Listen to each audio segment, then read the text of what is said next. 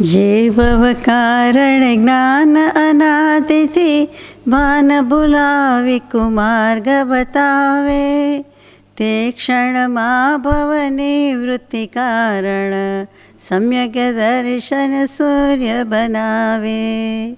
સમ્યક દર્શનનું પણ કારણ સદ્ગુરુદેવ કૃપાળુ નિવાણી, સર્વ અપૂર્વ સુહેતુ નમો ગુરુ રાજપદે ઉર ઉલટાણી. સત્શ્રુતને નમસ્કાર, અસીમ ઉપકારી આત્માને નમસ્કાર, તારક ત્રિપુટીને નમસ્કાર, માવિત્રો સમાન મુરબ્બીઓ મુમુક્ષોને નમસ્કાર, પ્રત્યેક શુદ્ધાત્મ દ્રવ્યને નમસ્કાર. માળા પર્વ, દીપાવલી પર્વ, સમાધિ મરણની માળા પર્વ આપણે યથાશક્તિ આરાધના કરી પૂરી થઈ. હવે સમ્યક દર્શનનો પ્રતિપક્ષી મિથ્યાત્વ અથવા તો મિથ્યા દર્શન, બંને એક જ શબ્દ છે, પર્યાય શબ્દ છે. એના વિશે આપણે વિચારીએ કે જો સમ્યક દર્શનનો મહિમા આટલો બધો છે અને સમ્યક દર્શન નથી, અથવા એના માટે શું કરવું, એના માટે ઊંધેથી લઈએ, આડી અવળી રીતે લઈએ કે એનો પ્રતિપક્ષી મિથ્યાત્વ એક એ છે, કેટલું છે, શું કામ છે, ક્યાંથી આવે છે, કોણ કરે છે, કોને ગમે છે અને શા માટે છોડી શકતો નથી, એમાંથી બહાર નીકળતો નથી. એટલે કે સમ્યક દર્શનનો મહિમા ન સમજાય તો કાંઈ નહીં, તો મિથ્યાત્વનો મહિમા સમજીએ. જે લઈને બેઠા છીએ કે આટલી મોટી પાઘડી પહેરી છે, હવે ઉતારી દેવી છે, એમ કરીને આપણે આજે થોડુંક મિથ્યાત્વ વિશે વિચારશું. ગમે નહીં એવું છે, આપણું જ પોતાનું છે, છતાં આપણે વિચાર કરતા નથી. આપણને આપણું સારું ગમે છે, ખરાબ ગમતું નથી. આપણને બીજાની વાત ગમે છે, આપણી વાત ગમતી નથી. આપણને આત્માની વાત એટલે પોતાની વાત, નિજીતા, નિજ સ્વભાવ એ ગમતું નથી, પણ પરકથા, પરદ્રવ્ય, પરભાવ ગમે છે. અને દેહભાવ, સંસાર ભાવ, લૌકિક ભાવ ગમે છે. તો આ શું કામ એવું છે? એટલે આપણે સીધી સાદી રીતે વિચારીએ, પછી વધારે વિચારશું. આજે તો થોડુંક જ પ્રસ્તાવના રૂપે વિચારીએ છીએ. ભગવતી આરાધના કરીને એક સુંદર શાસ્ત્ર, જે આ કાળમાં પણ જીવો સમજી શકે અને પરમ કૃપાળુ દેવે માન્ય કર્યું છે અને આજ્ઞા પણ કરી છે કે ભગવતી આરાધના વાંચશો, વિચારશો. તો ભગવતી આરાધના શાસ્ત્રમાં એક પ્રવચન જેવું સુંદર આવે કે જીવાદી પદાર્થોનું શ્રદ્ધાન ન હોવું તે મિથ્યાત્વ. જીવ વગેરે પદાર્થ વગેરે એટલે અહીંયા જીવ, અજીવ, પુણ્ય, પાપ, આશ્રવ, સંવર, બંધ, નિર્જરા, મોક્ષ એ નવે નવ તત્વ, સાતે સાત તત્વ, અગર નવ પદાર્થ જે કયો તે સમજી જવાનું. તો કે બધા પદાર્થોનું શ્રદ્ધા ન કરવું, તે શ્રદ્ધા નહીં પણ શ્રદ્ધા ન. મોટા ભાગે દિગંબર આમના શાસ્ત્રોમાં શ્રદ્ધાન શબ્દ જ આવે અને એ બીજું કાંઈ નથી પણ ઘેરી શ્રદ્ધા, ગાઢ શ્રદ્ધા, વધુ શ્રદ્ધા, દૃઢ શ્રદ્ધા, એનું નામ શ્રદ્ધા ન. પહેલી શ્રદ્ધા છે, પછી શ્રદ્ધા ન થાય. તો એમ આવ્યું કે જીવાદી પદાર્થનું શ્રદ્ધા ન કરવું. તે તો આપણે નથી માનતા, વિચારવા જેવું છે. તો કે જીવ તત્વ, અજીવ તત્વ બધું જેવું ભગવાને કહ્યું છે, કેવલી પ્રભુએ ફરમાવ્યું છે, કે કૃપાળુદેવે લખ્યું છે, પ્રકાશ્યું છે, તેવું જોઈએ તેવું આપણે માની શકતા નથી. જોઈએ તેવું માની લઈએ તો આપણને સમ્યક દર્શન થઈ જ જાય. એ સીધી જ વાત છે, સીધી ત્રિરાશી છે, સીધું સમીકરણ કે હિસાબ છે કે નથી થતું તો એનો અર્થ એમ કે આપણે એની શ્રદ્ધા કરતા નથી.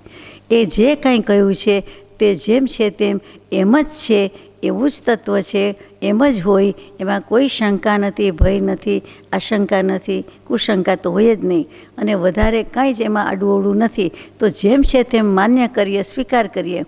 સ્વીકાર ક્યારે કહેવાય, અંગીકાર ક્યારે કહેવાય, અંગીભૂત ક્યારે કહેવાય, પોતે એ પ્રમાણે કરવા લાગે તો કે એ હાએ હા કરે છે આપણી ભાષામાં, ઉપર ચોટ્યું ઉપલક હા કહે છે, પરંતુ પછી વાસ્તવમાં, હકીકતમાં, ઇન રિયાલિટી એ માનતો નથી. એટલે ત્યાં ભૂલ થઈ જાય છે કે દેહને આત્મા જુદા છે, માનીએ છીએ, ગાઈએ છીએ, બીજાને કહીએ છીએ, પણ પોતાને જ્યારે માનવાનો અવસર આવે છે ત્યારે એ માને, અગર ન માને.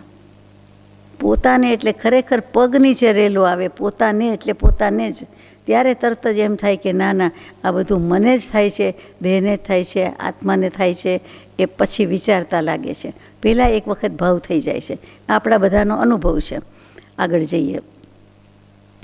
સર્વાર્થ સિદ્ધિ નામની પૂજ્યપાદ સ્વામીએ ટીકા લખી છે. તત્વાર્થ સૂત્ર યાને મોક્ષશાસ્ત્ર, એના ઉપર સુંદરમાં સુંદર ટીકા હોય તો પૂજ્યપાદ સ્વામીની સર્વાર્થ સિદ્ધિ નામની ટીકા છે. અને એમાં મૂકે છે. બીજાએ પણ ઘણી લખી છે, સુંદર લખી છે, પણ કોઈમાં લંબાણ હોય, કોઈમાં વિસ્તાર વધારે હોય, કોઈમાં સમજાવવાની રીત જુદી હોય, પણ સર્વાર્થ સિદ્ધિની સર્વ અર્થએ બધાએ માન્ય કરેલી છે. જેનાથી સર્વ અર્થ સરી જાય છે, સર્વ પ્રયોજન સિદ્ધ થઈ જાય છે, તેનું નામ સર્વાર્થ સિદ્ધિ. તો મિથ્યાત્વ કર્મના ઉદયથી તત્વનું અશ્રદ્ધાનરૂપ પરિણામ થાય છે, તે મિથ્યાત્વ. સાચી વાત છે. શું કામ થાય છે? કારણ આપ્યું. આપણે પૂછીએ છીએ કે કેમ અમને થાય છે, તો જ કારણ આપ્યું કે મિથ્યાત્વ કર્મના ઉદયથી. તો મિથ્યાત્વ નામનું તે કંઈ કર્મ આવતું એવું છે? કર્મની પ્રકૃતિમાં નથી. કર્મ અનંત પ્રકારના, મુખ્ય 8, એની 148 અથવા 158 પ્રકૃતિ, એ પેટાભેદ થયા. તો 148 કે 158 પ્રકૃતિમાં ક્યાંય મિથ્યાત્વ નામનું કર્મ વાંચવામાં આવે છે? નથી આવતું. આવે છે તે મિથ્યાત્વ મોહનીય કર્મ આવે છે. દર્શન મોહનીયનો એક પ્રકાર, તે મિથ્યાત્વ મોહનીય કર્મ, એ જરૂર આવે છે. મહામોહનીય કયો અથવા મિથ્યાત્વ મોહનીય કયો, એ જ છે. તો એની વાત છે કે મિથ્યાત્વ કર્મના ઉદયથી તત્વનું અશ્રદ્ધાનરૂપ પરિણામ થાય છે. એટલે કે તત્વ જાણીએ છીએ, એની શ્રદ્ધા થતી નથી, બીજું કાંઈ નહીં. લાંબુ પોળું આગમની ભાષા હોય, વ્યાખ્યા હોય એટલે એવું લાગે, પણ આપણા માટે તો આટલું જ છે કે એની શ્રદ્ધા થતી નથી. નિયમ શાસ્ત્રમાં કહ્યું કે વિતરાગ પ્રભુના માર્ગમાં પ્રતિકૂળ માર્ગભાસમાં માર્ગનું શ્રદ્ધાન થાય છે. માર્ગ વિતરાગનો જ છે, પણ જે કોઈ પ્રતિકૂળ છે, વિરુદ્ધ છે, એમાં આપણને શ્રદ્ધા થઈ જાય છે. એટલે કે સંસાર માર્ગમાં માર્ગ વિતરાગનો ભાષાએ ભાવે કરવાની બદલે આપણે એનાથી વિરુદ્ધ, એટલે એનાથી પ્રતિકૂળ, તો કે માર્ગાભાસ લખ્યું. એટલે માર્ગનો આભાસ છે. હું તો સાચા રસ્તે જ છું, મોક્ષના રસ્તે જ છું, પણ એ પ્રમાણે કંઈ હોતું નથી. તો એ જે થાય છે તેનું નામ મિથ્યાત્વ. આપણને એમ થાય કે આપણે ક્યાં પ્રતિકૂળ વર્તીએ છીએ, પણ વર્તીએ જ છીએ. કૃપાળુદેવને લખવું પડ્યું કે સ્વભાવની સિદ્ધિ કરે ધર્મ તેજ અનુકૂળ.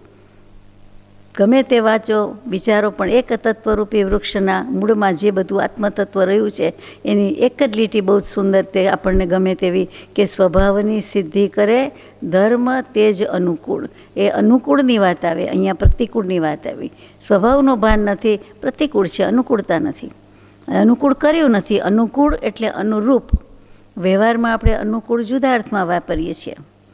પછી કોઈ વખત આપ કહેશો કે અદેવને દેવ કહે, અગુરુને ગુરુ કહે, અધર્મને ધર્મ કહે, એ પણ મિથ્યાત્વ છે.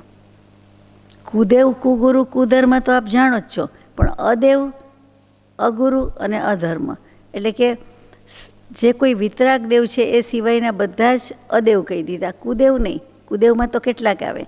આ તો વિતરાગ દેવ સિવાયના બધા જ અદેવ, કે દેવ નથી તો પણ એને દેવ માને. પથ્થર એટલા દેવ પૂજે, તો પથ્થર શું છે? પથ્થર છે, તો પણ એને દેવ માને. માને છે? માને છે. એક ઈંટનો કટકો રાખીને કહે કે અમને શ્રદ્ધા છે, અહીંયા ચાલીસા બોલીએ એટલે અમારું કલ્યાણ જ થાય, અને અમને બધું સમૂહસૂત્ર જ પાર ઉતરી જાય, અનુકૂળ જ થાય. એમ હોતું હશે? આપણે એમ કહીએ કે એક પથ્થર સામે, પથ્થર એટલે રીતસર ઈંટને પથ્થર જ કહું છું, એની સામે અમે આત્મસિદ્ધિજી બોલીએ એટલે અમારું ધાર્યું બધું સિદ્ધ થઈ જાય, તો એ માનવા યોગ્ય છે? એમ કંઈ હોય નહીં, એમ કંઈ થાય નહીં. પણ માનીએ છીએ કે મનાઈ જાય છે, કે જે કોઈ માને છે તેને એ મિથ્યાત્વ છે. તો એવી રીતે અદેવને દેવ માને, અગુરુને ગુરુ માને. ગુરુ જેવું કાંઈ હોય જ નહીં. વ્યવહારના શિક્ષક હોય, બીજી કોઈ વસ્તુના શિક્ષક હોય, અને હું કહું કે મારા ગુરુ છે, એટલે અગુરુ છે અને એને ગુરુ માને. હા, શિક્ષક કહે, લૌકિક કહે, વ્યવહારિક શિક્ષક કહે તો માનાય, પણ બાકી અગુરુને ગુરુ માની લેવાય નહીં. અને અધર્મને ધર્મ માની લઈએ તો એ બધું વિપરીત મિથ્યાત્વ છે, ઊંધું છે. સરળું કરવા જતાં ઊંધું થાય છે. એવી જ રીતે કહ્યું કે વિપરીત અભિનિવેશના ઉપયોગ વિકારરૂપ જે શુદ્ધ જીવાદી પદાર્થોના વિષયમાં વિપરીત શ્રદ્ધાન હોય છે, તે આ વિપરીત શ્રદ્ધાન, વિપરીત એટલે વિરુદ્ધ, વિરુદ્ધ એટલે ઊંધું, ઊંધું એટલે ઉલટું. એટલે હોય એનાથી જુદું માનવું, જુદું નહીં, હોય એનાથી બિલકુલ પ્રતિપક્ષી, બિલકુલ વિરોધાભાસી બોલવું તે અથવા માનવું તે. તો એવું આપણે કરતા આવ્યા છીએ? તો કે કરતા આવ્યા છીએ. દેહ અને આત્મા ભિન્ન ભિન્ન ભિન્ન ગોખાવે છે, બોલીએ છીએ, ગોખીએ છીએ, તો પણ માનવાની વાત આવે છે ત્યારે શું કહીએ? કે હું દેહાદી સ્વરૂપ નથી, કાઢી નાખવું છે. નથીની બદલે આપણે હું દેહાદી સ્વરૂપ, મને કાંઈ થયું, અથવા દેહાદિક પદાર્થ બધા મારા સગાવાલા, માન્ય જ છીએ. અને પાછું આપ કહો કે તો માનવું જ જોઈએ, તો હવે એમાં શું કરવું? એ માનવું જોઈએ વાક્ય, તો એના પછીનું માનવું જોઈએ કે શુદ્ધ ચૈતન્ય અવિનાશી એવો હું આત્મા છું. એટલે ભલે દેહાદી પદાર્થ હોય પણ હું તો આત્મા છું. એવું આપણે જોઈએ તેવું માનતા નથી, ઊંધું જ માનીએ છીએ, જુદું જ માનીએ છીએ. મને વાગ્યું જ કહીએ છીએ, એટલે કોને વાગ્યું હોય? શરીરને વાગ્યું કે આત્માને વાગ્યું? શરીરને જ વાગ્યું.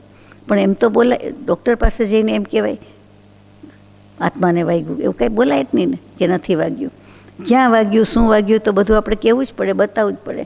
પણ એ વખતે મનમાં ખટકો કે ખટક હોય કે હું બોલું છું, બોલવા પૂરતું બોલું છું, દેહ મારો નથી, હું દેહ નથી. અત્યારે મારું નામ ઠામ બધું લખવું પડે, બધું ખોટું. 3 લોકમાં 3 કાળમાં કંઈ આ નામનો પદાર્થ નથી. બરાબર છે? પણ આપણે એવું માનતા નથી, એટલે મિથ્યાત્વ જ છે. નિજ આત્માના શ્રદ્ધાંથી વિમુખ થઈ જવું. બોલો, હું આત્મા છું કે આત્મભાવ છે? આત્મભાવ, હું આત્મા છું શબ્દ કાઢી નાખો તો મારે આત્મભાવ જ કરવાનો હોય. આત્મભાવ કેમ નથી કરતા? કેમ દેહ ભાવ કરીએ, લૌકિક ભાવ કરીએ?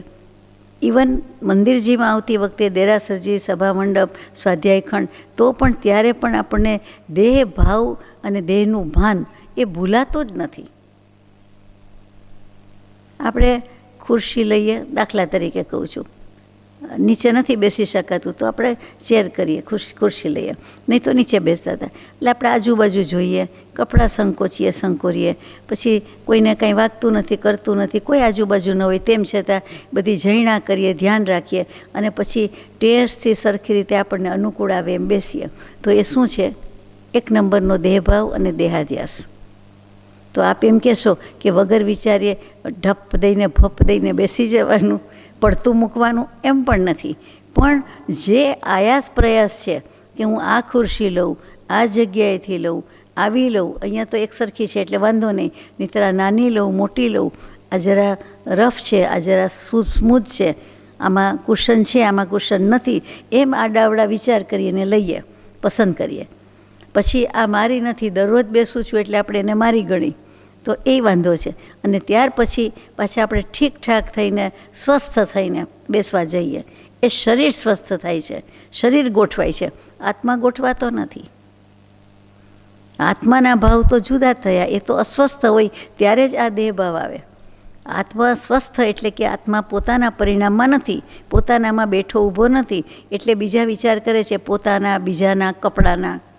કેટલાકને તો વસ્ત્ર, કપડાં, બહારની વસ્તુ, તદ્દન બાહ્ય વસ્તુ થોડીક વારમાં બદલી નાખે, ડિસ્કાર્ડ કરી નાખે, ધોઈ નાખે, ઇસ્ત્રી કરે, કાંઈક એની ધોલાઈ કરતા હોય, વસ્ત્રની બધી રીતે ધોલાઈ કરતા હોય, અને તેમ છતાં તે વખતે એમાં જ ઉપયોગ હોય. તો એ શું છે? એ દેહભાવ છે. દેહભાવ, સંસાર ભાવ. અત્યારે દેહભાવ રાખીએ, લૌકિક ભાવ કે સારું લાગે, ઇસ્ત્રી બગડી જાય, કરટલી લાગે. હવે એમાં લાગે તો લાગે, શરીર ઉપર કરટલી થાય છે તો એની ઉપર પહેરવા ઓઢવાનું વસ્ત્રમાં કરટલી ન પડે. પણ આપણને એ નથી ગમતું અથવા સારું ન લાગે એવા જે બધા ભાવ છે એ નંબર 1ના ખોટા છે. નથી થતા તો બહુ સારી વાત છે, તો કાંઈ છોડવા પણ છે જ નહીં. પણ આવી ભાવને વૃત્તિમાં આપણો ઉપયોગ ટકી જાય અને આત્મા બાજુ પર રહી જાય, એ આપણને હવે પોષાય એવું નથી. આપણે સમ્યક્ત્વની વાત કરવી અને આવું મિથ્યાત્વ પોષા કરવું, આને મિથ્યાત્વ કહેવાય. બોલો, માનો, એની વ્યાખ્યા આવશે ત્યારે. પણ આપણને એમ થાય કે આમાં શું મિથ્યાત્વ? પણ મિથ્યાત્વ જ છે. પછી દ્રવ્ય સંગ્રહ, બૃહદ દ્રવ્ય સંગ્રહ, જે ઈડરગીરી પર પ્રભુએ સમજાવ્યો, કૃપાળુદેવે 7 મુનિને સમજાવ્યો, તે બીજા પણ મુમુક્ષુ હતા કે પોતાના શુદ્ધ લખવાની બદલે ત્યાં શાસ્ત્ર કરતા પુરુષ લખે છે કે નિરંજન નિર્દોષ સ્વરૂપ, એટલે અષ્ટાદશ દૂષણ રહિત સ્વરૂપ, એટલે કે સર્વજ્ઞ કે આપ્ત કે વિતરાગ પુરુષ થાય ત્યારે 18 દોષ દૂષણ જતા રહી, બિલકુલ જતા રહીએ, પછી વિતરાગ કહીએ છીએ તે. તો કે અષ્ટાદશ દૂષણ રહિત એટલે અહીંયા નિર્દોષ કીધું અને પછી બીજું નિર્મળ નહીં કીધું પણ નિરંજન કીધું. એટલે કે હવે કોઈ કર્મો લાગી શકતા જ નથી. એટલે કે પોતે દરેક સર્વ જીવ છે સિદ્ધ સમ, એટલે આપણે પણ શુદ્ધાત્મા છીએ, સિદ્ધાત્મા છીએ.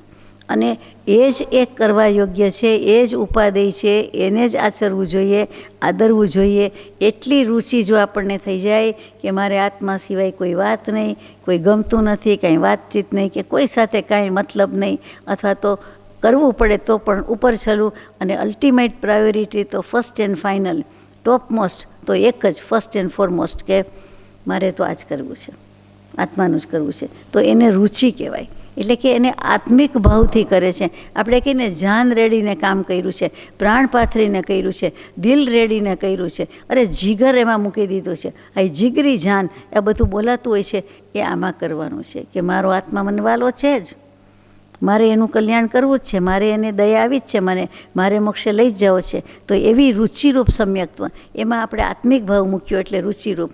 અને એનાથી વિપરીત કરે છે, એવું કરવાની બદલે અરુચિ કરે છે, અણગમો કરે છે, કે આત્માની વાત થોડીક વાર હોય, 5-25 મિનિટ હોય, 2-5 મિનિટ હોય, અથવા તો 1 કલાકનું સ્વાધ્યાય કે વ્યાખ્યાન હોય, કેટલીક વાર હોય, અથવા વાંચન કેટલી વાર કરવાનું હોય, ગાવાનું કેટલી વાર હોય, ભક્તિ કેટલી વાર હોય, એમ નહીં.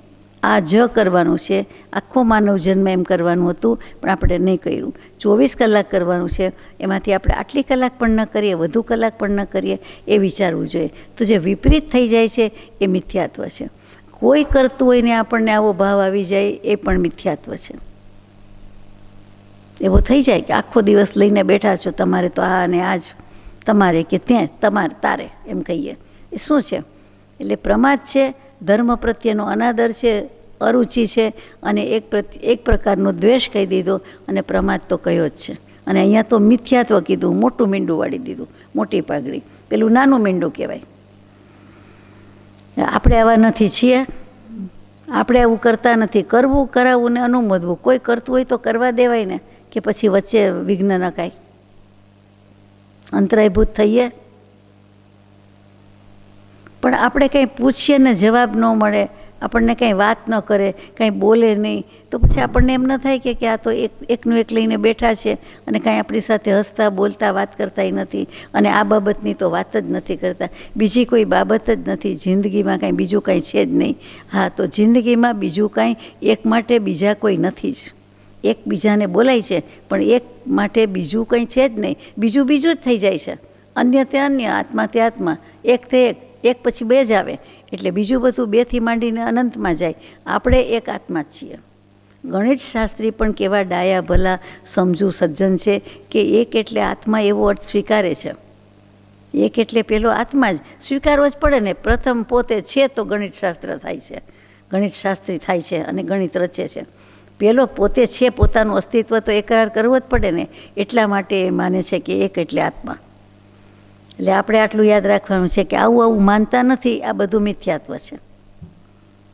મિથ્યાત્વના અથવા મિથ્યા દર્શનના ભેદ મૂકે છે એ આપણે શાસ્ત્રોક્ત રીતે સમજીએ. આપણે પ્રેક્ટિકલી કીધું, આ તો દેહ આત્માનો વિચાર કર્યો. પછી સતદેવ, સદગુરુ, સત્શાસ્ત્ર, સદ્ધર્મ, એ બધી વાત આવશે, એ ધીમે ધીમે આવશે. પહેલાં આપણે એની વ્યાખ્યા અને અર્થ સમજી જવો છે. તો ભેદમાં શું કહે તો કે ભગવતી આરાધનામાં 3 પ્રકારે ભેદ મૂક્યા: સંશય મિથ્યાત્વ, અભિગૃહિત મિથ્યાત્વ અને અનભિગૃહિત મિથ્યાત્વ. આ કોણે મૂક્યા? ભગવતી આરાધના શાસ્ત્રમાં મૂક્યા. ષટખંડાગમ ધવલા ટીકામાં પણ મિથ્યાત્વની વાત ઘણી આવે, સમ્યક્ત્વની જ આવે એવું નથી, બધું જ આવે.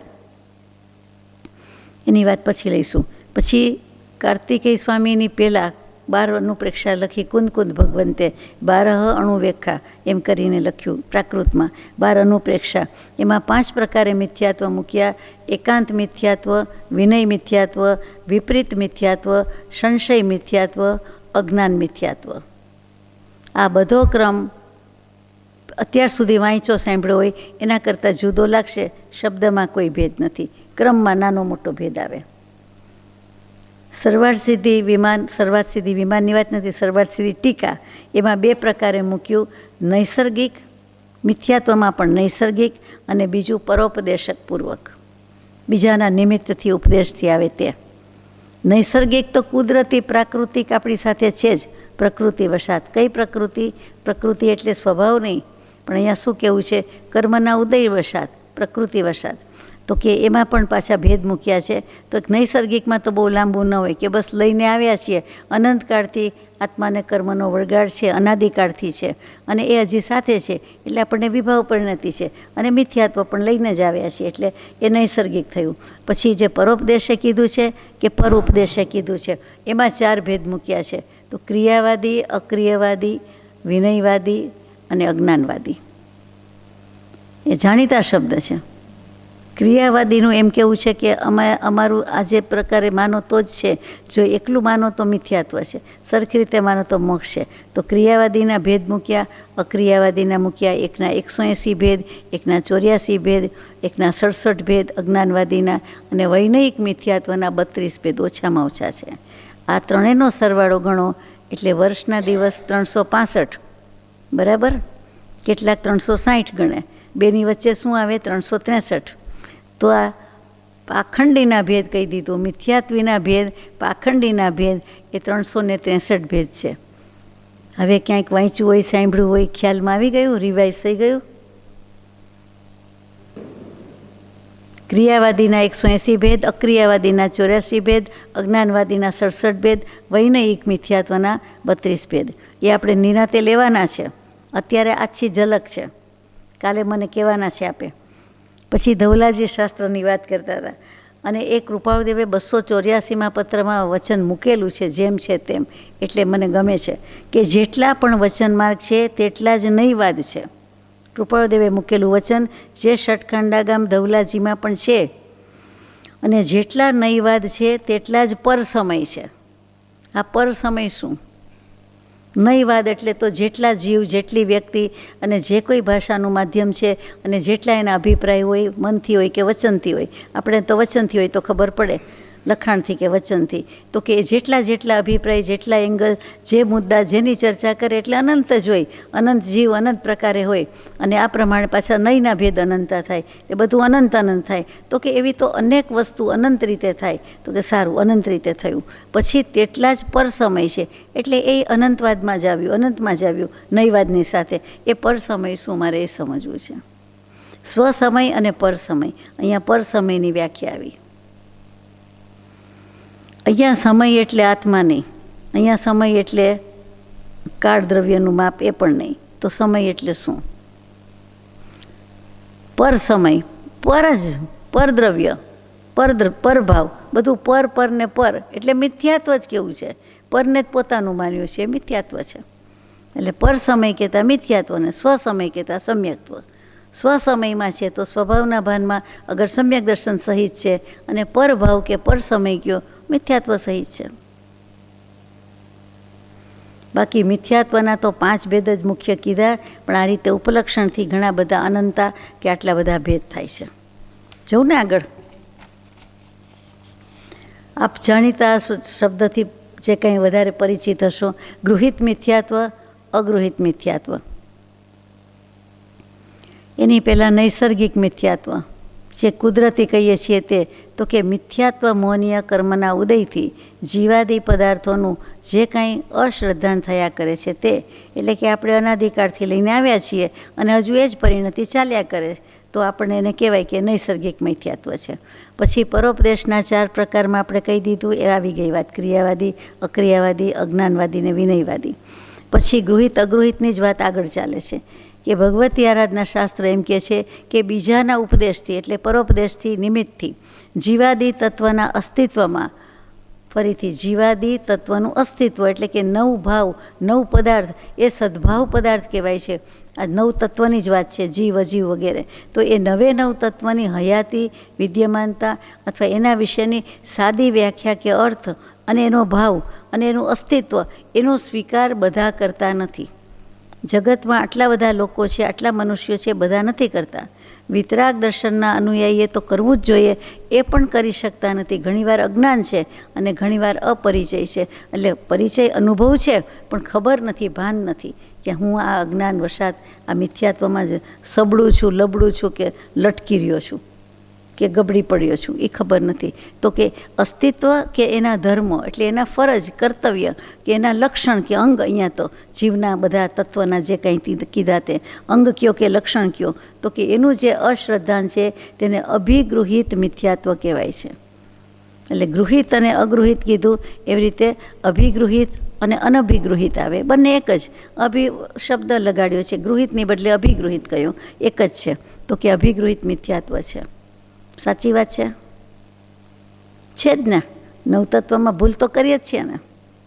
નવતત્વના પદાર્થની એવી ક્યાં શ્રદ્ધા છે? એમ કે આમ કરો તો કર્મ આવે અને આમ કરો તો કર્મ આવતા અટકે, સંવર. તો આપણે ક્યાં માન્ય કર્યું છે? તો બોલવામાં કર્યું છે, ગાવામાં કર્યું છે, પણ અમલમાં ક્યાં મૂકીએ છીએ? ખબર છે કે સમયે સમયે કર્મો આવે તો આપણને આવા જ દઈએ છીએ. અટકાવવાનું આપણે કેમ ચાન્સ જ નથી લેતા? કૂતરાને, વાંદરાને, બકરીને બધું આવે, બધાની દુનિયા છે, બધાને જગ્યા જોઈએ, બધાનું ઘર છે, જંગલમાં તો આ બધું હોય જ, બધું બરાબર. તેમ છતાં આવે તો એને દૂર કરવાનો, હાંકી કાઢવાનો, બહાર મૂકવાનો પ્રયાસ કરીએ છીએ.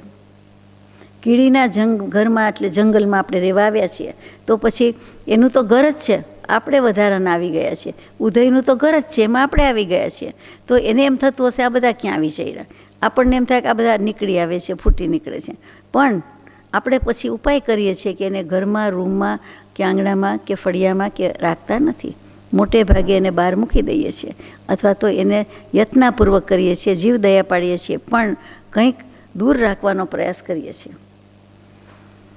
તો એવું આપણે આ બધા પદાર્થમાં નથી કરતા. પાપનો આશ્રવ ને બધું ચાલે જ છે, આવ્યા જ કરે છે. આગમન તો ભેગું જ છે, રોજ પાણી આવે, નળમાં પાણી આવવું જ જોઈએ, એવી રીતે પાપ તો આવે છે. એમ કર્મ તો લાગે જ, એમ કે પાછા. હવે અનભિગૃહિત મિથ્યાત્વ કે બીજાના ઉપદેશ વિના કર્મના ઉદયથી જ થતું જે કાંઈ અશ્રદ્ધાન છે તે અનભિગૃહિત છે. એટલે કે બીજું કોઈ નિમિત્ત નથી, પોતે પોતાના કર્મ એ કહેવાય બીજું નિમિત્ત, પણ પોતે ને પોતાના કર્મો જ છે. એટલે કર્મોથી થાય છે અને કર્મો સિવાય થાય છે, બંને રીતે થાય છે. આપણે કાંઈ માનતા ન હોય, આપણે સાચું જ માનતા હોઈએ, પણ આપણને કોઈક રવાડે ચડાવે, રવાડે જ કહું છું કે તમે આમ કરો ને તો તમારું આટલું સારું થઈ જાય. તમે 3 જણા જાઓ છો ને તો માંગલિક કાર્ય અશુભ થઈ જશે, એટલે તમે 4 જણા જાઓ, અથવા તો 2 જણા જાઓ. પછી કહેશે કાંઈ નહીં, 3 જ જવું પડે એવું છે, એવા જ સંયોગો છે. તો કે સાથે એકાદો પથ્થરો લઈ જાઓ, નાનકડો પથ્થર, એટલે વાંધો ના આવે. આપણા જેવા કેટલાક, આપણે તો બહુ સારા માણસ, કૃપાળુદેવને ભજનારા, એટલે માનીએ નહીં, પણ કેટલાક માણસો આવું માને અને એ પ્રમાણે પાડે, તો એ બીજાના ઉપદેશથી, બીજાના બોધથી, બીજાના કહેવાથી કર્યું. ભલે વડીલો હોય, ભલે મુરબ્બી હોય, અરે માવિત્રો કેમ ન હોય, પણ આપણને જો આવું કહે, હવે આપણા માવિત્ર વિતરાગ નાનું એ હોય તો આવું કહે જ નહીં, પણ એક વાત છે કે મિથ્યાત્વ આવી રીતે પથરાયેલું છે, ઘણું બધું પથરાયેલું છે. ચાદર આખી જેમ ચંદ્રની ચાંદનીની હોય ને, શરદ પૂનમની તો ખાસ, એવી રીતે આ તો બિછાવેલી જ છે મિથ્યાત્વની ચાદર. એક બાજુથી પાઘડી અને એક બાજુથી ચાદર, એટલે માથું અને પગે તો આપણે આખા રંગાઈ ગયેલા એમ કહેવાય. એટલે આ બધા મિથ્યાત્વ છે. હસવું આવે પણ એવી વાત છે. એવી જ રીતે જી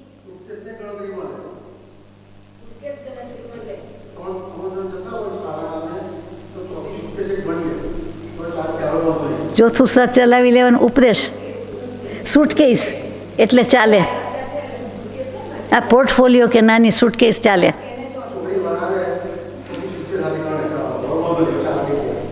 પીપળાને પૂજે, એટલે પીપળો એટલે વૃક્ષ, પવિત્ર વૃક્ષ, બરાબર છે. સંસ્કૃતમાં એનું અશ્વત્થ નામ, ગીતાજીમાં પીપળાની વાત ખાસ આવે. આપણે જાણીએ છીએ કે પીપળો વૃક્ષ એવો કે એના મૂળ નીચે હોય, ઉપર આવે. બીજા બધા વૃક્ષના મૂળિયા નીચે હોય, અને આ તો ઉપર ઉગે પાછા મૂળિયા આવે ને, ઉપર આવી ગયા છે આપણે. એટલે એવી રીતે, એટલે એના ઉપરથી સંસાર વૃક્ષને એના મૂળિયાને ઊંચે ચડે છે ને, એવી બધી ઉપમા સરસ આપી છે. ત્યાં અશ્વત્થ નામ છે, એ અશ્વત્થ, સ નહીં, અસ્વસ્થ નહીં, અશ્વત્થ, એના ઉપરથી અશ્વત્થામાં આવ્યું. તો એ જે અશ્વત્થ એટલે બીજું કંઈ નહીં પણ પીપળો, પીપળાનું વૃક્ષ. અને જે 7 અભક્ષ્યમાં આવે એ વડના પીપળાના ટેટા, પીપળના ટેટા, અભક્ષ્ય, એ પણ આ પીપળાના ટેટાની વાત છે. બીજા ટેટા પણ છે, એમાં આ પણ છે. એની એટલે એ પીપળો એ પૂજવાથી એ પવિત્ર વૃક્ષ હોય, એના ઉપર દેવોનો વાસ હોય વગેરે બધુંય સાચું માનીએ ચાલો. પણ એ જીવ જ છે, વનસ્પતિ જ છે, એટલે એ રીતે બરાબર છે. તો કોઈ પણ વનસ્પતિ આપણા માટે પૂજ્ય છે કે એ જીવ છે. એમાં સર્વાત્મામાં સમદૃષ્ટિ દ્યો તો આપણે બધાય છીએ. તો એમ જે સર્વ જીવ છે સિદ્ધસમ, બધા જ આત્મા છે. તો એ રીતે બધી વનસ્પતિ, બધા પાન, બધા ફૂલ, બધું પૂજ્ય છે આપણે. તો એમાં પીપળો જ કેમ પૂજાય? તો કે એ ગલત માન્યતા આવી રહેલી છે કે પીપળાને પૂજીએ તો જ સારું કહેવાય. હવે એ મિથ્યાત માન્યતામાં જાય, માનો કે નહીં. તુલસીના ક્યારામાં દીવો પ્રગટાવો, વનસ્પતિને પૂજ્યપણું, બહુમાનપણું કર્યું, પગે લાગવું બરાબર છે. બધી જ વનસ્પતિને હોવું જોઈએ. કેમ? એ જ વનસ્પતિને કહીએ. અને પછી ત્યાં દીવો કરવાથી શું ફાયદો થાય? એવી રીતે પાણીયારાના પાણી જ્યાં રાખતો ત્યાં પાણીયારું એટલે તો સમજો હવે તો બધું ગયું. માટલાનું સ્ટેન્ડ મોટું, માટલાનું પ્લેટફોર્મ, અને એક માટલું થોડું હોય ઘરમાં. ત્યારે તો 5-10 માણસ ઘરમાં હોય જ, 8-10 જણા, અને 2-3 માટલા હોય સાધુજીને ઓરાવવા માટે. પાછું ગરમ પાણીનું જુદી જગ્યાએ હોય, એ જુદું, અને આ તો આ કાચું પાણી જ હોય. તો એ બધું આટલું બધું પાણીનો જથ્થો આટલો ભરી રાખવાનો હોય. પાછું બીજે દિવસે ન આવે, વહેલું મોડું આવે વગેરે વગેરે. તો એ જે બધી વાત છે, પાણીયારે દીવો કરે એ કોનો કરે? મને તો સમજણ જ પડતી નથી, અને કોઈ પાસેથી સાચો સારો જવાબ મળ્યો નથી. પછી કે પોતાના ઈષ્ટદેવ દેવી, તો આપણે તો ઈષ્ટદેવ દેવી પંચ પરમેશ્વરી ભગવંત જ ગણ્યા છે. તો પછી બીજા કોઈ હોઈ શકે જ નહીં. તો એમાં ક્યાંથી આવે? અને કાંઈ નહીં તો જળ દેવતાનો દીવો હોય, તો કે જળ દેવતા એમ ગણીને જળ, કે જેથી આપણને પાણી 12 માસ મળી રહે. પાણીની એટલી જ જરૂર છે, અને જગતમાં અછત સર્જાતી જ જાય છે. દુનિયા આખીમાં 2 ભાગ પાણી હોવા છતાં એની અછત, એ જોવાનું છે. તો પંચમહાભૂતની રીતે માનતા હોય કે બીજી કોઈ રીતે માનતા હોય, પણ માન્યતા ગલત છે. અને આ બધું મિથ્યાત્વમાં આવે એટલે કહેવાય જાય છે. આમ ગાડી આડે પાટે નથી, મિથ્યાત્વની જ વાત છે. પણ ધીમે ધીમે આપણે જઈએ એટલે ગૃહિત મિથ્યાત્વ અને અગૃહિત મિથ્યાત્વ વધારે વિગતમાં તો જવાનું બાકી છે. આ તો ઉપલક વાત છે. પછી મિથ્યાત્વ આટલું ખરાબ કેમ છે? તો કે સૌથી મોટું પાપ છે. 18 પાપસ્થાનકમાં સૌથી છેલ્લું, the last but not the least, એના વિના કાંઈ નથી. બધું જ પાપને હિસાબે.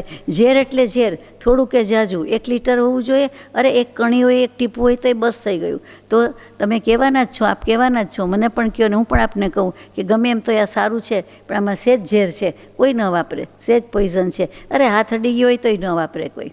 ક્યારે એસિડવાળો હાથ હતો, ફિનાઇલવાળો આ હાથ હતો, અમને વાસ આવે છે. આ ડેટોલવાળું હતું, વાસ આવે છે, પતી ગઈ. જે કાંઈ હોય તો કોઈ પણ વસ્તુવાળું હોય તો આપણને વાસ આવે. દિવેલ વાસ આવે છે, રાળનું તેલ ચીકણું છે, વાસ આવે છે. ચાલો એમ કરીને કાઢી નાખીએ. તો એવી બધી વાત સમજવાની કે મિથ્યાત્વ સૌથી મોટું પાપ છે. જ્યાં જ્યાં આડે, ગંદા હાથે જ્યાં જ્યાં આડશે ત્યાં બધી જ વસ્તુ પણ ગંદી થતી ચાલશે. પોતાના હાથ ગંદા છે, એક જ હાથની આંગળી કે અંગૂઠો પાયકો છે ને એ જ ગંદો છે, એમાંથી જ પરૂપ વહે છે, અને એને લઈને કે લોહી વહે છે. અને એને જ્યાં જ્યાં હાથ અડાડો ત્યાં એમ થાય ને બધે ડાઘા પાડ નહીં, બધે બગાડ નહીં. આપણે નાના બાળકો હોય તો એ કહીએ, મોટા હોય તો એ કહીએ કે અરે શું થયું? તો એ બધે જ જ્યાં જ્યાં ટચ થાય એ બગડે. તો આ મિથ્યાત્વનું એવું છે કે મિથ્યાત્વ જ લઈને બેઠા છે. એમાં જે વસ્તુ આવે, સારી આવે, શુભ ભાવ આવે, તો પણ મિથ્યાત્વવાળું થયું, ઝેરવાળું થયું, એટલે અશુભ જ કહેવાય ને પાપ જ કહેવાય. ગમે તેટલા વ્રત પચખાણ કરીએ, ગમે તેટલું તપશ્ચરણ કરીએ, ગમે તેવી પંચમહાવ્રત લઈને ઉત્તમચર્યા પાડીએ, દીક્ષા લઈએ, પણ જો દેહ આત્માનો વિવેક નથી થયો, સમ્યક દર્શન નથી થયું, તો એ બધું પણ પાપ જ કહેવાય છે. પછી આપણને ખોટું લાગે એટલે ધીમેકથી કહે કે પુણ્ય, પણ પુણ્ય હોતું નથી. કોઈક વસ્તુમાં કોઈક જગ્યાએ એને પુણ્ય કહેવું હોય તો કહેવાય. એ બધાને પુણ્ય થાય છે એવું પણ નથી, પણ એને પાપ અને અપાપ કહેવાય છે. અલ્પ પાપ અને અલ્પ પુણ્ય એમ કહેવું હોય. પણ ટૂંકમાં એટલું હોવા છતાં પણ કારણ કે સમ્યક દર્શન નથી, મૂળ વસ્તુ નથી, એટલે પછી મેળવણ વિનાનું નકામું. ગમે એટલું દૂધ હોય ને ગમે એટલી છાશ હોય, પણ કંઈ બે જુદા છે. પણ મેળવણ નાખ્યું જ નથી તો દૂધ શું થાય? તો બધા કે ઓટોમેટિક જામી જાય. ઓટોમેટિક જામી ગયું ન કહેવાય, એ બગડી ગયું કહેવાય. હવે એટલી ખબર ક્યારે પડે? અનુભવથી પડે, જોઈને પડે, સાંભળીને પડે, કરી જોઈએ એટલે પડે, ચાખી જોઈએ એટલે વધારે પાકી ખબર પડે. ચાખી જોઈએ તો એકદમ પાકી પડે. કદી ભૂલી ન જવાય કે આ બગડી ગયેલો કેવો બેસ્વાદ હતો, એને બેસ્વાદ કયો કે અસ્વાદ કયો. આ મિથ્યાત્વનું એવું જ છે. સીધી વાત છે કે મિથ્યાત્વ વિના, મિથ્યાત્વ સાથે બધું છે એટલે ખોટું, ખોટું ને ખોટું. મિથ્યા શબ્દનો અર્થ જ ખોટું, અર્થહીન, નકામું, ઉપયોગી નહીં તેવું, ઉપયોગ વિનાનું, ઉપયોગ શૂન્ય. ઉપયોગ તો આપણે છે જ, છતાં પરમાં છે એટલે ઉપયોગ શૂન્ય કહેવાય. નિજમાં નથી, આત્મામાં નથી. મિથ્યાત્વથી કાંઈ બીવાનું નથી. લઈને બેઠા છીએ ને પછી કાંઈ બીવાય. પણ હવે જોઈતું નથી, હવે થાકી ગયા, એનાથી કંટાળો આવી જવો જોઈએ આપણને. સમંત ભદ્રાચાર્ય કે 3 કાળમાં અને 3 લોકમાં સમ્યક્ત્વ સમાન કોઈ શ્રેય નથી અને મિથ્યાત્વ સમાન કોઈ પ્રેય નથી. એક એકદમ આધ્યાત્મિકતાવાળું, બીજું એકદમ ભૌતિકતાવાળું. શ્રેય પ્રેયનું તો આપ જાણો છો, આખું પુષ્પ છે પ્રજ્ઞાબોધમાં, સુંદર છે. એ જ વસ્તુ રત્નકરણ શ્રાવકાચાર્ય લખ્યો, એ જ સમંત ભદ્રાચાર્ય લખ્યો છે. અને એમાં પણ કહે છે કે મિથ્યાત્વ જેવું કોઈ અકલ્યાણકારી નથી. જીવની કલ્યાણના સાધનને શ્રેણી તો ઘણાય બતાવે, આ તો કે ચાલો આ રીતે મૂકવું કે અકલ્યાણકારી. સૌથી વધારે અકલ્યાણ આપણું કરે છે કોણ? મિથ્યાત્વ. સમયસારજીની ગાથા છે, ઘરનું નથી કહેવામાં આવતું એટલા માટે. એટલે કુંદ ભગવાન ફરમાવે કે મહાવ્રતનું આલંબન હોય, એટલે કે પંચ મહાવ્રતને ધારણ કરી લીધા હોય અને 5 સમિતિ 3 ગુપ્તી એટલે 8 સમિતિનો ઉત્કૃષ્ટ આશ્રય કર્યો હોય, એટલે કે એ પ્રમાણે જ વર્તતા હોય, તો પણ આત્મા અનાત્માના જ્ઞાનથી રહિત હોય તો તે પાપ છે અને એને પાપી કહેવા યોગ્ય છે. આપણે એને મુનિ કહીએ છીએ, સાધુ કહીએ છીએ. માટે પરમ કૃપાળુ દેવે કોઈને ખરાબ ન લાગે એમ વ્યાખ્યા મૂકી, આત્મજ્ઞાન ત્યાં મુનિપણું, તે સાચા ગુરુ હોય. કોઈની ટીકા નહીં, કોઈની નિંદા નહીં. મૂન ટુ નો, મૂન ચંદ્ર કહીએ, ધ મૂન કહીએ, પણ અહીંયા તો એકલું મૂન ક્રિયાપદ છે. મૂન એટલે જાણવું, અને જેને આત્માનું જાણપણું છે તેને સાચું મૌન છે. બીજું બધું બાહ્ય મૌન છે કે આપણે ભાષા વચન યોગમાં જતા નથી, પ્રવર્તાવતા નથી, એટલે કાંઈ જ બોલતા નથી, પણ અંતરવાચા ચાલુ રહે છે. ઘણી વખત અંતરમાં તો આપણે કોક જ દિવસ મૌન રાખવા જઈએ તો વધારે ખળભળાટ લાગે, ગરબડ થતી હોય એવું લાગે. મન અંદર વાત કર્યા જ કરતું હોય એવું લાગે, બોલ્યા જ કરતું એવું. બહારથી બોલવાનું નથી, ઈશારા કરવા નથી, લખીને આપવું નથી. એટલે આંતરમન છે જો શાંત ન હોય તો બહુ ઉપાધિ કરે છે, હેરાન કરે છે. તો કે આંતરમન એટલે કે અંતરવાચા અને બહિર્વાચા બંનેનો જો ત્યાગ આપણે સાયમલ્ટેનિયસલી કરી જઈએ તો ત્યારે ને ત્યારે આપણને સમ્યક દર્શન, સેલ્ફ રિયલાઇઝેશન, આત્મજ્ઞાન, આત્માનો અનુભવ થાય. આટલું જ કરવાનું છે. આટલું કરવા માટે આ સમાધિ શતકની 17મી ગાથા છે. આ ઘરનું કાંઈ નથી. એષઃ સમાસેન યોગેન પ્રદીપ્ત, કે આ ટૂંકમાં કહી દઉં છું. સમાસ એકદમ ટૂંકમાં કહી દઈએ, 2 અક્ષર 2 શબ્દમાં વાત કહી દઈએ તે કે અંતરવાચાના બહિર્વાચાનો એક સમયે ત્યાગ કરવો. બાહ્ય ત્યાગ તો કરીએ છીએ, બાહ્ય મૌન તો હોય જ છે, ઘણાને ઘણું હોય, આપણે કરી શકીએ કદાચ, અઘરું છે પણ કરી શકીએ કદાચ. અંતરવાચા શું છે? તો કે મનમાં ને મનમાં જે સાંભળ્યું હોય એના વિચાર કરે, જે વાંચ્યું હોય એના વિચાર કરે, કોઈ વ્યવસાય નોકરીના વિચાર કરે, કોઈ ઘરના કરે, કોઈ રસોઈના કરે, કોઈ પણ બાબતના. છેવટ મંત્ર પણ ગણગણ્યા કરીએ તો એને પણ અંતરવાચા કીધી છે. પોતાનો ઈષ્ટદેવનો મંત્ર, કોઈ પણ મંત્ર આપણને આપેલો મંત્ર, તો આપણને એમ થાય કે મંત્ર સ્મરણ તો કરવાની છે, આજ્ઞા બરાબર છે, બીજું કરીએ એના કરતાં છે કરવાનું. પછી આપણે સારી રીતે કંઈ રાગ રાગીણીમાં ગાયું હોય તો એ પણ આપણા મનમાં આવી ગયું હોય, સવાર થઈ ગઈ હોય તો એ આપણે ગાયા જ કરીએ. કોઈ નવો રાગ હોય તો આપણે ગાયા જ કરીએ છીએ. તો એ શું સૂચવે છે? તો કે અંતરવાચા છે. અને એને સાદી ભાષામાં કોઈ વાર બબડાટ કહીએ છીએ, બ્લા બ્લા બ્લા બોલ બોલ કર્યા કરે છે. અને જલ્પના કહીએ છીએ, મીટે કલ્પના જલ્પના, જો ન મીટે તો દુઃખ છાઈ, કૃપાળુદેવના શબ્દો. અને જબ મીટે કલ્પના જલ્પના તો તબ 3 વસ્તુ પાઈ, વસ્તુ 3 પાઈ. કઈ 3 વસ્તુ પ્રાપ્ત કરે? સમ્યક દર્શન, સમ્યક જ્ઞાન, સમ્યક ચારિત્ર.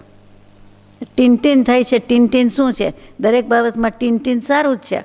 આ 3 લોકમાં છીએ આપણું અસ્તિત્વ, અને ટીન એટલે વાજા વાગે છે, તે ઘંટડી વાગે છે, રણકાર આવે છે, ભણકાર થાય છે. છૂટવાની વાતનો રણકાર થશે, ભણકાર થશે, તે ટીન. ટીનટીન તો બહુ સમજવા જેવું છે, વ્યવહારથી આવ્યું. નાના હતા બાળકો ત્યારથી સાયકલને કંઈક ટીનટીન વાગતું જ હોય, ટ્રીણિંગ ટ્રીણિંગ કે વાગ્યા જ કરતું હોય, હાઈ ક્લાસ વાગે. એક પૈડાની સાયકલ આમ ચલાવતા હોય હાથેથી, અને પછી કેવી મજાની ઘંટડી વાગે. હવે રણકાર ગયા, રમકડા બદલાઈ ગયા અને આપણે ભૂલકણા થઈ ગયા. તો એમાં મિથ્યાત્વની વાત ક્યાં આવી? રમકડાની વાતમાં આવું બધું માન્યું છે એ મિથ્યાત્વ જ છે ને. 3 લોકમાં આ મિથ્યાત્વ જ માન્યું છે ને, એ જ કરીએ છીએ ને એ જ આપણને શ્રેય લાગે છે. ખરેખર તો એ પ્રેય છે. મૌનની વાત કરતા તેમાંથી આવ્યું. એટલે કે કલ્પના જલ્પનાની વાતમાંથી જો આટલું આપણે છોડી દઈએ, અંતર્મન બંધ થઈ જાય, અંતરવાચા બંધ થઈ જાય અને બાહ્ય વાચા પણ બંધ જ હોય, તો એ વખતે જ એને સમ્યક દર્શન થઈ જાય. કેમ ન થાય? કૃપાળુદેવ કહ્યું અને પ્રભુશ્રીજીએ સમાધિ શતક પચાવ્યું, એની 17મી ગાથા સમજાવી હતી. 17મી ગાથા પર મુસ્તાક રહ્યા અને એ કામ કાઢી ગયા. એટલે જેવી તેવી નથી 17મી ગાથા. આખા સમાધિ શતકનો સાર આમ જુઓ તો એ 17મી ગાથામાં આવી ગયો. એટલું મહાત્મ્ય છે. અને આપણે સમ્યક દર્શનની જ વાત કરવી છે. મિથ્યાત્વની વાત કરીને એનાથી ઊંધું. ચિદાનંદ મહારાજે પૂતગલ ગીતા લખી, 108 શ્લોક લખ્યા. એમ થાય પૂતગલના? તો કે હા, આત્મગીતા તો બધા લખ્યા આત્મા વિશે. તો પૂતગલ ગીતા લખીને શું કે આવું આવું પૂતગલ છે, પૂતગલનો જ દેહ લઈને આપણે બેઠા છીએ, પણ એ જ દેહથી ઓર સ્થિતિ કરવાની છે. કૃપાળુદેવ કહે ને કે જો કે પૂતગલનો છે દેહ, ઓર સ્થિતિ ત્યાં પણ છે. એવી રીતે તો ઓર સ્થિતિ એમાંથી જ થવાની છે. પૂતગલ પૂતગલ કહીને એમ કે પૂતગલ ખાણો, પૂતગલ પીણો, પૂતગલ હુંતી કાયા, સંતો દેખીએ બે પ્રગટ, એટલે પ્રગટ. પૂતગલ ઝાલ તમાશા, આ પૂતગલની ઝાલનો જ તમાશો છે. આ ઝાડ જ બિછાવેલી છે. આ બધું પૂતગલ પૂતગલ કહીને મૂકી દેવાનું. ઓસિરામી, આ બધું પૂતગલ હું ઓસિરાવું છું. એટલે કે દેહ ભાવ મૂકી દઉં છું, લૌકિક ભાવ ત્યજી દઉં છું, સંસાર ભાવ છોડી દઉં છું. રહ્યું શું? આત્મભાવ તો છોડાતો નથી, મૂક્યો મુકાતો નથી. આત્મા તો પોતાની પાસે જ છે. તો પોતાના ભાવમાં પોતાના ઉપયોગમાં જ રહ્યો. એ વાત કેટલી સહેલી છે. કરવી નથી અને સહેલી લાગે છે તો સહેલી માનવી નથી. પ્રભુએ સહેલી કરીને આપી કે સત સરળ છે, સુગમ છે, સર્વત્ર તેની પ્રાપ્તિ હોય છે. પણ સત એક પ્રદેશ પણ અસમીપ નથી. કૃપાળુદેવના જ વચન છે. પણ દૂર લાગે છે એ જ જીવનો મોહ છે. અને મોહ એટલે બીજું કાંઈ નહીં, મિથ્યાત્વ છે. ઉપજે મોહ વિકલ્પથી સમસ્ત આ સંસાર. ત્યાં મોહનો અર્થ મોહ માયા મમતા એટલો જ નથી. મોહ એટલે મિથ્યાત્વ. અંતર્મુખ અવલોકતા વિલય થતા નહીં વાર. તો એ અંતર્મુખ થાય તો ત્યાં ને ત્યાં એને પ્રાપ્તિ છે. જો આડી અવડી રીતે આપણે સમજી લીધું હોય, સ્વીકારી લીધું હોય, બુદ્ધિથી અભિપ્રાયમાં આવી જાય, શ્રદ્ધામાં આવી જાય, તો સાચા અર્થમાં શ્રદ્ધા, સમ્યક દર્શન, નિશ્ચય અનુભવ. કેટલી સીધી વાત છે. પરિણામ કેટલું સુંદર છે. ગમે તેટલું કડક હોય પણ આવે છે ને, કોક તો પાસ થાય છે ને, કેટલાક તો થાય છે ને. તો આપણે એમાં ન હોઈ શકીએ? આપણે એમાં નથી જવું એવી અભિલાષા રાખીએ જ છીએ ને, ક્ષમાપનામાં બોલીએ જ છીએ ને. એક પળ પણ તમારા કહેલા તત્વની શંકા ન થાય. અહોરાત્ર હું રહું. અહોરાત્ર એટલે રાત દિવસ, ડે એન્ડ નાઇટ. ટૂંકમાં રત્નકરણ શ્રાવકાચારની વાત હતી. સંમત ભદ્રાચાર્યજી ફરમાવે કે મિથ્યાત્વ જેવું અકલ્યાણકારી કોઈ નથી. એટલે કે સૌથી વધારે અકલ્યાણ કરી જાય છે. સમયસારજીમાં જે હતું તે કે ગમે તેટલું જ્ઞાન હોય, ગમે તેટલી દીક્ષા લીધી હોય, ગમે તેટલો ત્યાગ હોય, પરંતુ જો આત્મા અનાત્માનો જળ ચેતનનો વિવેક નથી, ભેદ જ્ઞાન નથી, સંકિત નથી, તો એ પાપ છે. જો પાપનો અર્થ તમે શું કરો છો મને ખબર નથી. નાનેથી મોટા થઈ ગયા પાપ શબ્દથી અને પુણ્ય શબ્દથી, પણ અર્થ ખબર નથી. પણ આવો કંઈક થતો હોવો જોઈએ કે પ અને આપ, પ વત્તા આપ. પ એટલે પાતય હતી અથવા પા વત્તા આપ એટલે પાતય હતી એટલે પાડી દે છે. ધક્કો મારે ને પડી જાય એમ પાડી દે છે. પડી જાય છે ને, કોક પાડી દે છે, કોઈને કોઈ રીતે પડી જાય છે, આપણે પડી જઈએ છીએ. પાતય હતી આપ એટલે આત્મા. આત્માને જે પાડી દે છે, કોનાથી પાડી દે છે? હાથ પગથી નહીં, એના સ્વરૂપથી ચ્યુત કરે છે. સ્વરૂપનો ત્યાગ ક્યારેય થઈ શકે નહીં, પણ ચ્યુત કરે છે, પદભ્રષ્ટ કરે છે. થોડીક વાર માટે પગ તૂટી નથી જતો, પગ નીકળી નથી જતો, છતાં પડે એટલે કંઈક થાય છે. છેવટ વાગે છે, મૂઢમાર વાગે છે, વધારે હોય તો ફ્રેક્ચર, અને વધારે કાંઈ હોય તો એક્સિડન્ટ કે ટ્રેનમાં પાટા નીચે તો તૂટી પણ જાય, બે કટકાઈ થઈ જાય વગેરે. તો અહીંયા પણ પડી જાય છે એટલે પાતયથી આપણને આપણા સ્વરૂપથી સ્વભાવથી પાડી દે, એમાં રહેવા નથી દેતું, એ પાપ છે. માટે મિથ્યાત્વ છે. સમય સમયે વિભાવ એટલે સમય સમયે મિથ્યાત્વ જ થયું ને.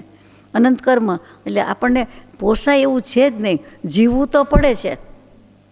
જીવન હે અગર ઝહર તો પીના હી પડેગા, તમે ગાવ છો. તો પછી તો ઝેર છે તો વિભાવ છે, દેહ છે, દેહ દુઃખમ મહાફલમ. આ દેહ છે જ મોટું દુઃખનો દરિયો છે, મોટું ફળ મળ્યું છે. પણ દેહ શું કામ લેવો પડ્યો? મારે હવે સમ્યક દર્શન જોઈએ છે. મને આ સમય સમયે કર્મ બાંધું છું, પાપ થાય છે, મને પોસાતું નથી, મને ગમતું નથી, મને એમાં રુચિ નથી. એમ આપણે કહી શકીએ ને આપણા આત્માને. આત્માની દયા ખાવાની છે, બીજું કાંઈ નથી. ચાલો આગળ જઈએ.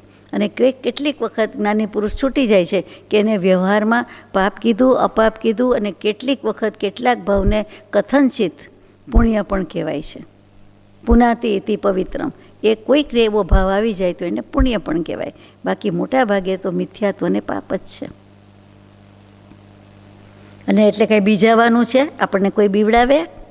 જ્ઞાની પુરુષનું શરણું હોય ને બીવાનું નથી. આ તો આપણે અર્થ કરીએ છીએ એટલે આપણે સમજવાનું છે કે ચાલો મિથ્યા એટલે નકામું, સારું. પછી મિથ્યાના માટે બીજા શબ્દ વપરાય છે વિતથ. એટલે અવિતથ એટલે યથાર્થ, સત્ય, અને વિતથ 3 અક્ષર.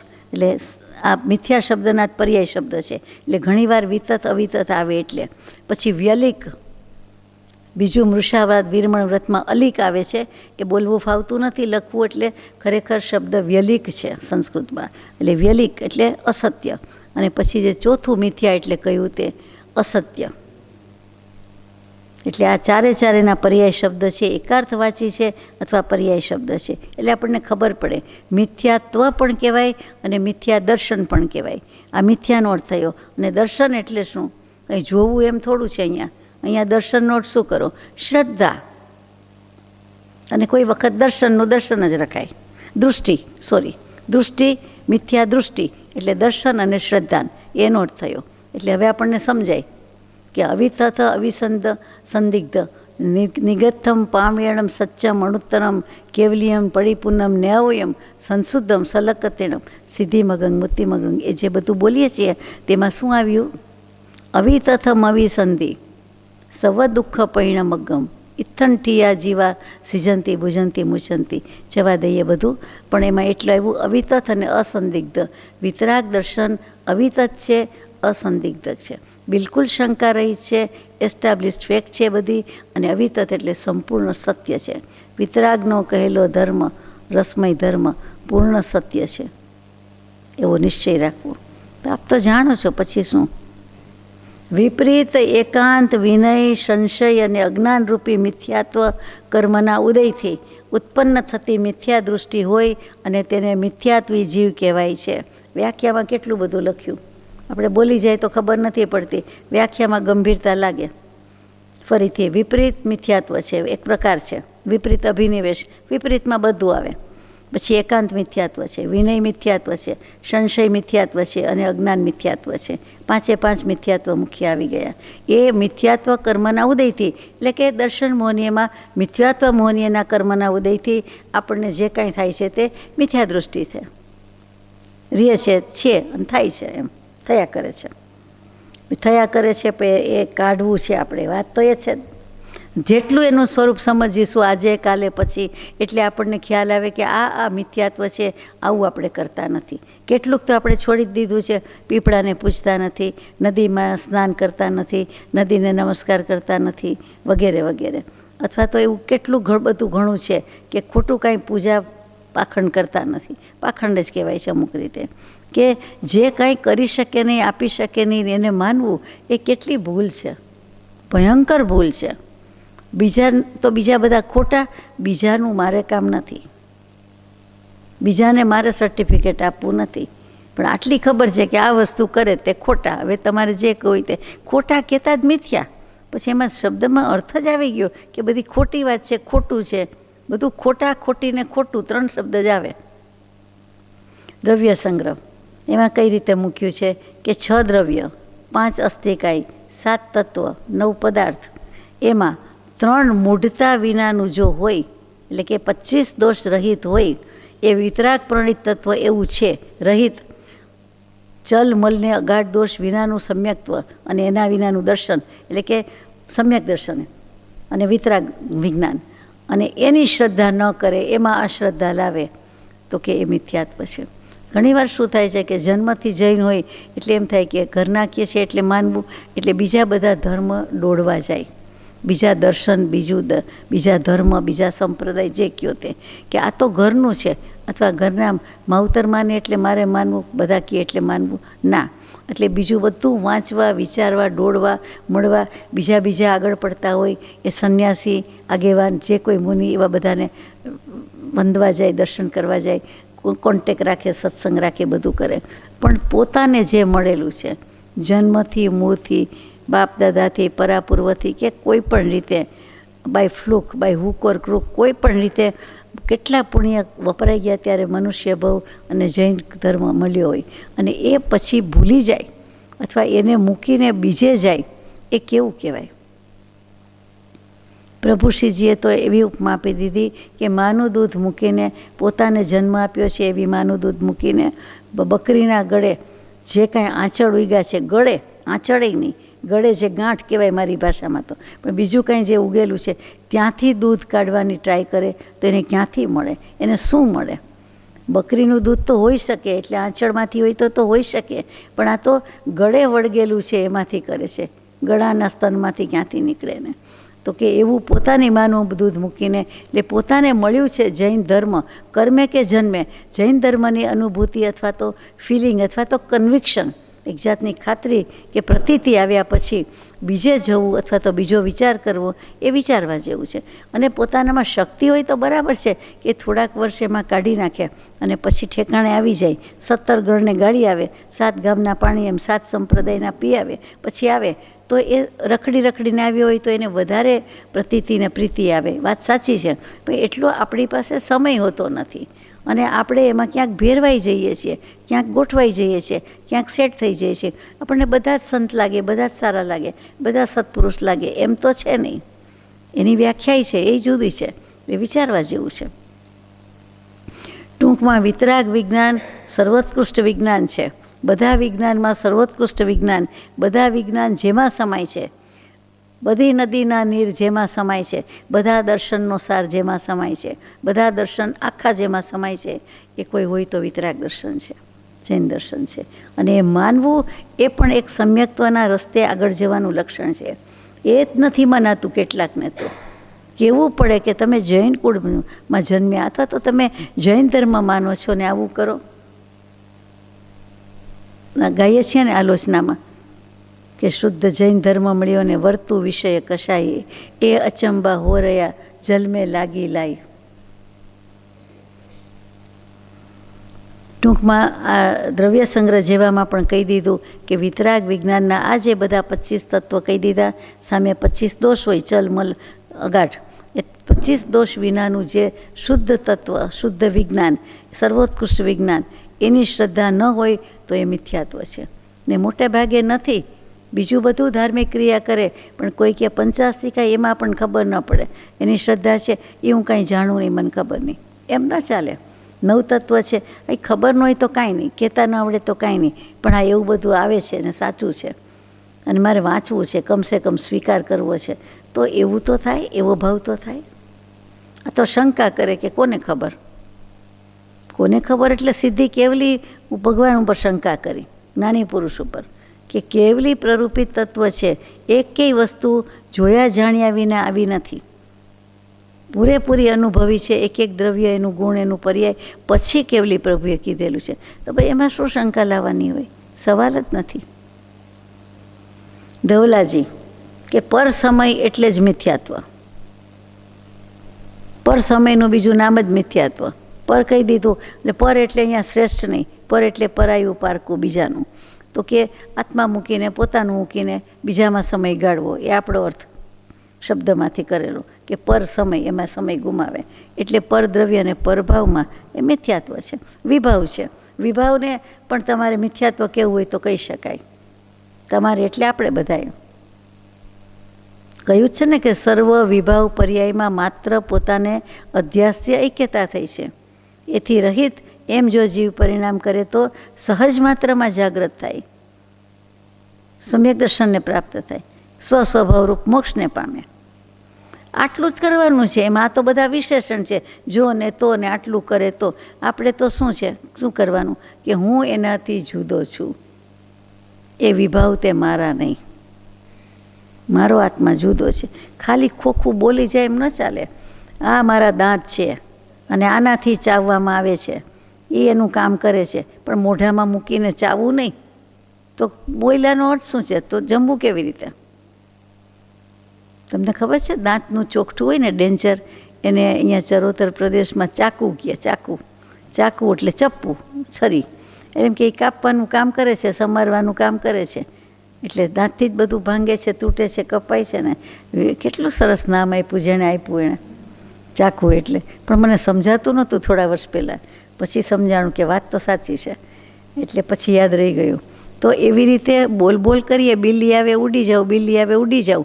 પણ પોપટને બિલાડી લઈ લઈએ, ઝપટમાં લઈ લઈએ, ખાઈ જાય, અડધું ખાઈ જાય, તોય ઉડે નહીં, ઉડવાની ટ્રાય કરી જ ન હોય.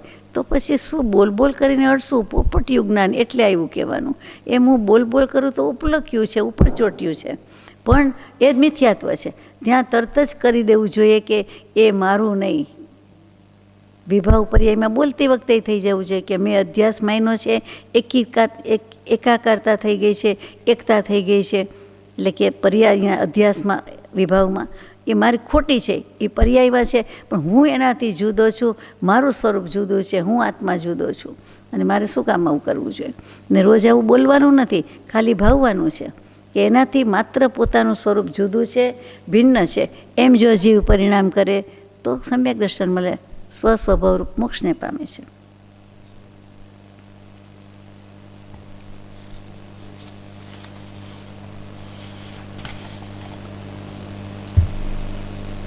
પછી મિથ્યા દૃષ્ટિના ભેદ આપણે લઈએ છીએ જુદી રીતે. મિથ્યા દૃષ્ટિના ભેદ એ બે પ્રકારના હોય છે, વધારે નથી ભેદામાં.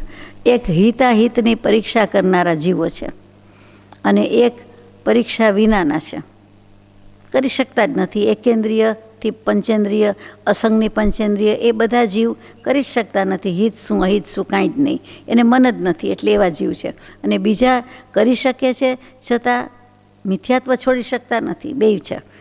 એમાં સાતિશય મિથ્યા દૃષ્ટિ છે અને એક ઘાતાયુષ્ક મિથ્યા દૃષ્ટિ છે.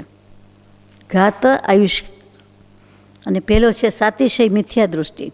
હવે મિથ્યા દૃષ્ટિમાં એ સાતિશય હોય એનું વ્યાખ્યા જેમ છે તેમ વિચારીએ કે પ્રથમ સમ્યક્ત્વ જે થાય છે એને અભિમુખ જે કોઈ જીવો છે તે સાતિશય મિથ્યા દૃષ્ટિ. એટલે કે અનંતકાળના મિથ્યાત્વને અતિશય રીતે છેદી ભેદીને આગળ નીકળી જાય છે, એટલે સાતિશય કહેવાય છે. જેમ સાતિશય અપ્રમત્ત અને નિરતિશય અપ્રમત્ત શ્રેણી માંડવાનો પુરુષાર્થ કરી દે છે, એ સાતિશય અપ્રમત્ત. એવી રીતે સમ્યક દર્શનને પ્રથમ સમ્યક દર્શન એટલે કે પહેલી વાર જે થાય છે તે, એટલે એને અભિમુખ કે સન્મુખ થઈ જાય છે, તે જીવો છે પુરુષાર્થ કરી જાય છે, એ સાતિશય મિથ્યા દૃષ્ટિ. પછી તો સમ્યક દર્શન થઈ જાય છે, પણ પહેલાં સાતિશય મિથ્યા દૃષ્ટિ. અને બીજો પ્રકાર કેવો છે તો કે ઘાત આયુષ્ક, સંધિ થઈ ગઈ, ઘાતાયુષ્ક મિથ્યા દૃષ્ટિ. એ કેવા કહેવાય તો કે કોઈ પણ મનુષ્ય સંયમ અવસ્થા એટલે કે દીક્ષા લઈ લીધી છે, એમાં દેવના આયુષ્યનો બંધ બંધાઈ ગયું એને. પછી સંશ્લેષ પરિણામના નિમિત્ત આવ્યા અને સંયમની વિરાધના કરી, એટલે છોડી દીધો સંસાર ત્યાગ. સંસારમાં આવ્યા અગર તો સંયમની વિરાધના કરી કોઈ પણ રીતે. પહેલાં જેવો ભાવ નથી, કદાચ દીક્ષા ચાલુ રાખે તો પણ એવો ભાવ નથી. એટલે અપવર્તના ઘાતથી આયુષ્યનો પણ ઘાત થયો, અપવર્તનાકરણ થઈ ગયું. હવે જો તે વિરાધનાની સાથે સમ્યક્ત્વની પણ વિરાધના કરી દીધી, એટલે કે આટલી વિરાધના સંયમની તો કરી, પણ એની પહેલાં જે પ્રાપ્ત કર્યું હતું તે સમ્યક દર્શન, એની પણ વિરાધના કરી દે તો તે ઘાતાયુષ્ક મિથ્યા દૃષ્ટિ કહેવાય. એટલે કે પહેલાં બાંધી દીધું આયુષ્ય, પછી બગડી ગયો, પછી બીજા પરિણામ થયા, તો કે એને ઘાત આયુષ્ક, એટલે એને અપવર્તના થઈ, એટલે એને ઘાત આયુષ્ક કહેવાય અને પછી મિથ્યા દૃષ્ટિ કહેવાય. આપણને એમ થાય કે આવું આપણને વિચારવા માટે છે, સમજવા માટે છે, બાકી આવી ખબર તો પડતી નથી કોઈ જીવને કે મારું શું થયું. પડી જાય એને મોટે ભાગે ખબર પડતી નથી. એ એક વિધિની વક્રતા છે.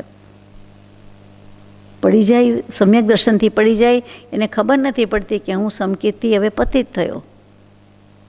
એના કરતાં ન જોઈ એ સારું, કે જેથી કરીને એને ખબર છે કે મારી પાસે નથી, મારે મેળવવાનો પ્રયાસ કરવાનો છે. પેલું તો હોય મનાઈ જાય, ન હોઈને મનાઈ જાય, અને એવી જ રીતે હોઈને પડી જાય એટલે કે ખોવાઈ જાય, એટલે દુઃખી પણ પોતાને ખબર ન પડે પાછી. ચાલો, અનંતાનુબંધીનો ઉદય છે એની વાત કરવાની છે કે અનંતાનુબંધીનો ઉદય હોય છે એમ ઘણીવાર કહીએ ને ઘણીવાર નથી હોતો કહીએ છીએ. એ ઘણીવાર આ ચર્ચા થતી હોય છે કે સમ્યક દૃષ્ટિથી જીવ પતિત થાય એટલે કે મિથ્યાત્વી થઈ જાય ત્યારે, મૂળથી મિથ્યાત્વ એમ નહીં, મિથ્યાત્વમાંથી સમ્યક્ત્વ તો પ્રાપ્ત કર્યું અને સમ્યક્ત્વ પ્રાપ્ત કર્યા પછી પાછો મિથ્યાત્વી થઈ જાય ત્યારે, તો કે એક આવલી માત્ર એક આવલી સુધી અનંતાનુબંધી કશાયનો ઉદય થતો નથી. એક આવલી એટલે બહુ જ ઓછો કાળ છે. તો કે એટલા સમય પૂરતો આ અનંતાનુબંધી ઉદયમાં ન આવે, એટલે એટલામાં જો એ પ્રાપ્ત કરી લે તો એને સુગમ છે. હવે આવું બધું જાણતા હોય, વિચારતા હોય તો કામ આવે. આપણે કહે ને કે ક્રોધ આવી જાય છે એટલું નિમિત્ત છે, પણ હું મન વચન કાયાથી કંઈ ક્રોધ કરવા જાઉં ત્યાં ચેતી જાઉં અને ત્યાં જાગૃતિ આવી જાય એક આવલી જેટલા સમયમાં, તો કે ને 3 નવકાર બોલો, 7 નવકાર બોલો, 5 વાર પંચ પરમેષ્ઠીનું કરો, સજાત્મ સ્વરૂપ બોલો, એમ કંઈક આપણને કહે છે. એના જેવી આ વાત થઈ કે એટલો સમય ચેતી જાય તો એને માર્ગ મળી જાય ને નીકળી જાય. ગમે તેટલો કાદવ કીચડ હોય, પાણી ભરેલું હોય, સામેથી મોટું વાહન આવે, વી લેવા હોય અને ચાઈને રફ ચલાવે અને આપણને પાણી ઉડાડે એવું જ હોય ડ્રાઈવર ભાઈ ગમે તે, પણ અને ઉડે એવું જ હોય, રસ્તો એટલો સાંકડો હોય તો પણ આપણને ક્યાંક ઊભા રહીને, ક્યાંક પગથિયે ચડી જઈને, અથવા તો કપડાં સંકોચીને, જુદા જુદા છૂટા નાના મોટા પગલાં ભરીને એમાંથી તરી જતા, તારવી લેતા આવડે છે. આપણો આ અનુભવ છે કે એવું આપણે કરતા જોઈએ, છતાં કેટલીક વખત છાંટા ઉડી જતા હોય છે અને એ કાદવના કે ધૂળના કેમેય જાય નહીં, આપણે જાણીએ છીએ, તો વાર લાગે. તો એવી રીતે આમાં છે કે ગમે તેટલું હોય પણ આપણને એક આવલી જેટલો સમય થાય તો અનંતાનુબંધી કશાયનો ઉદય થતો નથી. એમાં પ્રાપ્ત કરી લેવું જોઈએ, મેન્ટેન કરી લેવું જોઈએ. વધારે વાત બાકી છે મિથ્યાત્વની, આપણે પછી લઈશું. સજાત્મ સ્વરૂપ પરમ ગુરુ.